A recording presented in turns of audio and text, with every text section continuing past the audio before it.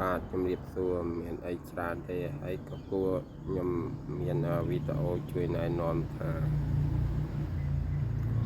អ្នកដែលរៀបការថ្មីហ្នឹងអ្នកដែលរៀបការថ្មីមុននឹងយកកូនហ្នឹងហើយត្រូវទុករយៈពេល4ឆ្នាំយ៉ាងតិច3ឆ្នាំកន្លះហ្នឹងហើយ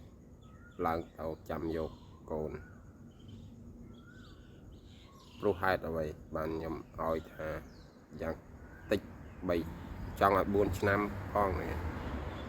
ហេតុអ្វីហ្នឹងហើយឥឡូវខ្ញុំសូមបកស្រាយក្នុងវីដេអូនេះហ្នឹងហើយទី1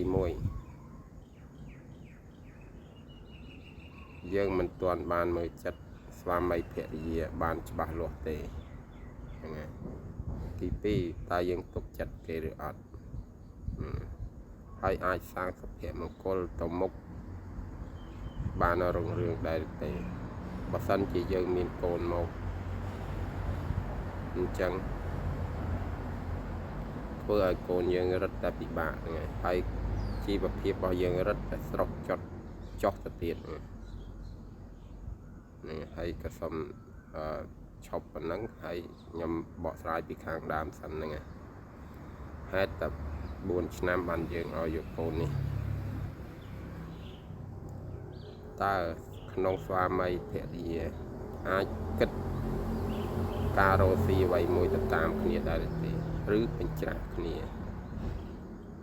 ដំបងល្អទេបងប្អូនហ្នឹងអញ្ចឹងចាំមើលចាប់បដើចាប់ពី3ឆ្នាំឡើងទៅក្នុងរយៈពេលចូល4ឆ្នាំហ្នឹងចាប់ពី1ឆ្នាំទៅដល់4ឆ្នាំហ្នឹងឲ្យចុងបញ្ចប់នឹងមានបញ្ហាកែប្រែមិនខានបើសិនជាគូភរិយាស្វាមីនៅល្អល្អឿនឬក៏ធ្វើតាមគ្នាគិតការរស់ស៊ីទៅតាមគ្នាខ្ញុំសូមបញ្ជាក់ថាគូរបស់លោកអ្នកយូរអង្វែងអាចរកស៊ីមានបានតទៅទៀតយើងអាចចាប់ដើមយកកូនបានហើយទ្រព្យសម្បត្តិរបស់យើងសល់ដែរហ្នឹងហើយក្នុងរយៈពេលចាប់ពី1ឆ្នាំដល់3ទៅ4ឆ្នាំនេះយើងអាចរកលុយទុកបានហើយដែលរកលុយទុកបាននេះវាផ្ដោតទៅលើគូស្វាមីភរិយាចេះគិតគូរទៅតាមគ្នាហ្នឹងអញ្ចឹង4ឆ្នាំ